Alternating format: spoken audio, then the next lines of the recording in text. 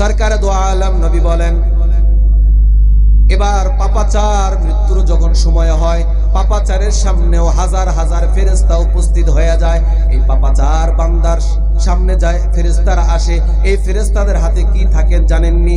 তাদের হাতে হইল জান্নাতের না জাহান্নামের চটের ছালা। কিসের ছালা? চটের ছালা। এবার মালাকুল মউত ফেরেশতা পাপাচারকে ডাক দিয়া কয়, আইয়াতুহান নাফসুল খাবিসা, এ পাপাচার তুমি বের হও, এ পাপাচার তুমি বের হও। আল্লাহ তোমার প্রতি বড় গুসা, তোমার প্রতি বড় রাগান্বিত। পাপাচারের আত্মাটাকে কষ্ট দিতে দিতে বের করা হয়। পয়গম্বর নবী বলেন, একটা মানুষের শরীরে কাটা দিয়া ঘাই দিলে যেমন কষ্ট হয়, ওই পাপাচারের আত্মাটা তেমন কষ্ট দিতে দিতে তার আত্মাটা বের করবে। বের করার পর ওই যে ফেরেশতারা মালাকুল মউত ফেরেশতাকে ডাক দেয়া কয়, এ মালাকুল মউত ফেরেশতা, পাপাচারের আত্মাটা আমাদের সালার চটের মধ্যে পেঁচিয়ে দাও। সালার চটের মধ্যে পেঁচিয়ে দেওয়ার পর পয়গম্বর বলেন, ফায়াসআদুনা বিহা ইলাস সামা, সাত আসমানে, আল্লাহর আসমানের দিকে যখন রওনা হয়ে যায়, হাজার হাজার ফেরেশতাদের সাথে সাক্ষাৎ। হাজার হাজার ফেরেশতারা কয়, এই আত্মা বহনকারী ফেরেশতা, কার আত্মা কোথায় নিয়ে যাও? গন্ধে তো থাকতে পারি না। এই কথা বলার পর আল্লাহ তাআলা আসমান থেকে ডাক দিবেন ফেরেশতাদেরকে, এ ফেরেশতাদের দল,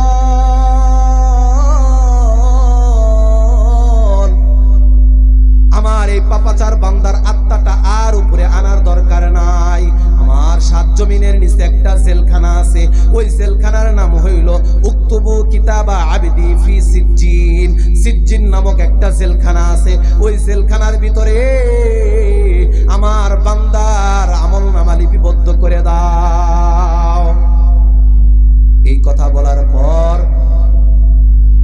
এরপরে বলবেন, আমার আল্লাহ তাআলা বলবেন, আমার পাপাচার বান্দার আত্মাটা তার দেহের মধ্যে ঢুকিয়ে দাও। দেহের মধ্যে ঢুকানোর পর নবী বললেন, সুম্মা ইয়াজিবু ইলাইহি মালাকুল মউত, দুইজন ফেরেশতা আসবে। আসার পর বলবে, মান রব্বুকা, তোমার রব কে? এবার ফেরেশতারা যখন প্রশ্ন করবে, ওই পাপাচার বান্দা বলবে, হা হা লা আদরি, আমি জানি না, আমি জানি না। আবার প্রশ্ন করবে, মান রব মান ওমা দীনুকা, তোমার ধর্ম কি? ওই পাপাচার বান্দাটা আবার বলবে, হা হা লা আদরি, আমি জানি না।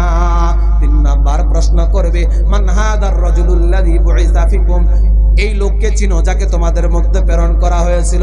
ওই লোকটা ডাক দিয়ে বলবে, হা হা লা আদরি, না না, আমি জানি না।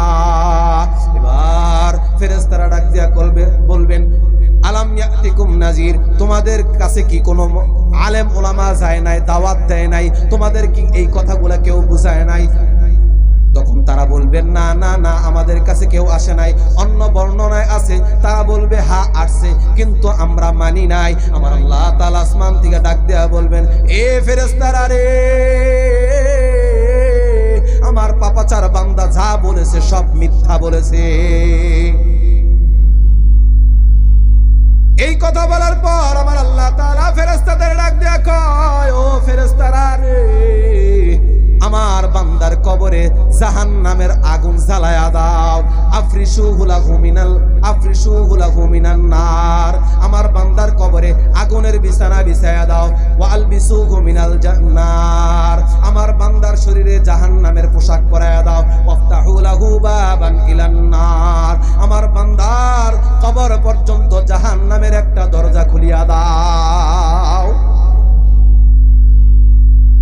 এরপরে জাহান্নামের দরজা খুলে দেওয়ার পর জাহান্নামের আগুনগুলা কবরের নিচেও থাকবে, উপরেও থাকবে, সামনেও থাকবে, পিছনেও থাকবে, আগুন আর আগুন। ওই পাপাচার তাকায়া দেখবে আগুন আর আগুন। এই জন্য কবর ডাক দেয়া বলে, আনা বাইতুল কুরবা, আমি একাকিত্বের ঘর। আনা বাইতুল কুরবা, আমি অপরিচিত ঘর। আনা বাইতুল ওয়াহদা, আমি একাকিত্বের ঘর। আনা বাইতুল ওয়াহশা, আমি সাপ বিচ্ছুর ঘর। আনা বাইতুত তুর, আমি মাটির ঘর। আমার এই ঘরে যারা আসবা, ও শুনো, আমার ঘরে যারা আসবা তারা নেক আমল করে নিয়ে আসবা, ঈমানের সাথে আসবা, আমি কবর তোমার সাথে ভালো আচরণ করব। আর যদি তুমি পাপাচার হয়ে আসো, বেঈমান হয়ে আসো, তবে আমি কবর খারাপ আচরণ করতে বাধ্য হব।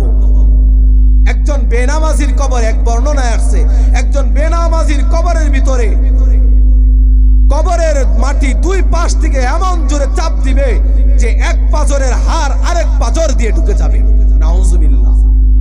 এবং পাপাচারের কবরের ভিতরে জাহান্নামের আগুন জ্বালিয়ে দেওয়া হবে।